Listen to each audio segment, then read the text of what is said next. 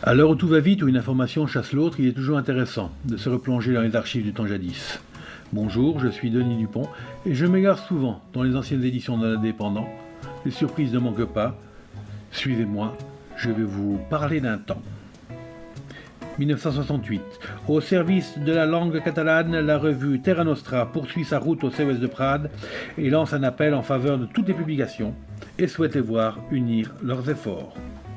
La revue bimensuelle Terra Nostra, qu'anime d'un cœur fervent M. Raymond Goual, fils du regretté poète Julien Goual, a transféré son siège au CES de Prades, qui lui a réservé un chaleureux accueil.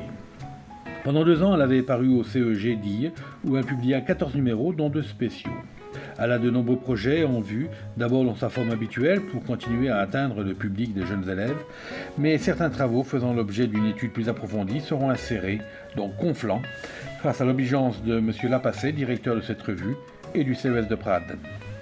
Quelques numéros de plus de la collection Terra Nostra pourra aussi être diffusé. Le premier de la série a été consacré aux chansons populaires catalanes. Il a connu un grand succès, ainsi que le calendrier. Ces renseignements sont donnés dans le numéro 15 de la revue qui vient de paraître au CES de Prades. Dans son édito, Ramon Goual s'étonne qu'en ce département, qui compte 250 000 habitants environ, il n'y ait qu'une minorité de personnes suivant à peu près régulièrement les publications littéraires et se tenant au courant de la vie culturelle de chez nous.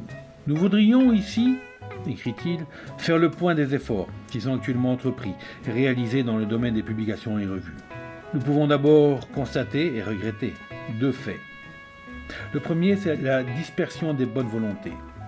Le deuxième, c'est le côté personnel de chaque revue. Presque toutes survivent grâce à l'acharnement opiniâtre d'un seul homme. C'est peut-être le garant d'une solide continuité, mais c'est aussi la preuve d'une fragile situation. Quelles sont les conséquences de ces 2 faits ? D'abord et surtout que le contenu de presque toutes les revues est identique quant au thème choisi. Il n'y a pas de revue historique ou géographique ou de revue de folklore, mais toutes sont un peu chaque chose. Et l'on trouve ainsi des éléments d'un même sujet éparpillés dans 5 ou 6 revues différentes. Deuxièmement, et c'est là un problème vital, les abonnés se dispersent, se partagent et finalement s'amenuisent au cours des années. Enfin, et c'est très fréquent, la revue finit avec son animateur. Nous ne pouvons pas analyser les raisons de cet état de fait, encore moins préconiser des solutions ou des remèdes. Nous savons très bien, mais ce n'est qu'une utopie que l'idéal serait de voir se refondre toutes ces productions, pouvoir apparaître 4, 5, 6 ou davantage, revues spécialisées.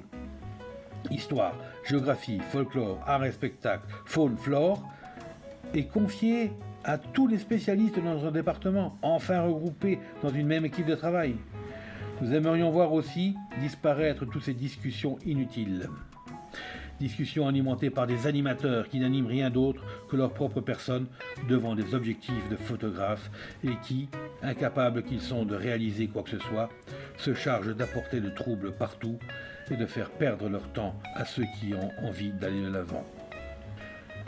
Nous aimerions aussi qu'il y ait une plus grande compréhension entre tous ceux qui, de près ou de loin, participent à tous les niveaux et dans toutes les branches à l'élaboration de notre culture, sans qu'il y ait d'esprit de concurrence, alors que tous les efforts sont nécessaires. Et pour terminer, nous lançons un appel en faveur de toutes les publications qui paraissent chez nous, car en attendant que se fasse un jour cette unité, elles ont toutes besoin de votre soutien, car chacune apporte quelque chose, chacune cristallise les efforts d'un petit groupe autour d'un animateur, dont la foi doit être grande, croyez-le. Chacune essaie de maintenir un flambeau qui serait lamentable de voir s'éteindre. Les revues de l'époque sont assez nombreuses en effet. Il y a les cahiers des amis du vieil Ille, il y a Conflans, les études roussillonnaises, San Joan et Barès, Reflet du Roussillon, Roussillon Activité, la Société agricole scientifique et littéraire et également Tramontane. Et Ramon Goual cite évidemment sa propre revue, Terra Nostra, une revue modeste mais qui essaye aussi d'apporter une pierre à l'édifice. À ce propos, nous devons dire que nous ne prétendons pas être une revue de plus, mais nous considérons que notre rôle est de diffuser, de vulgariser chez les jeunes élèves de nos classes le vieux fond culturel de notre terre que nous trouvons justement en grande partie dans les revues précitées. C'était Je vous parle d'un temps, un podcast présenté par Denis Dupont, produit par l'Indépendant, à retrouver ici même chaque semaine.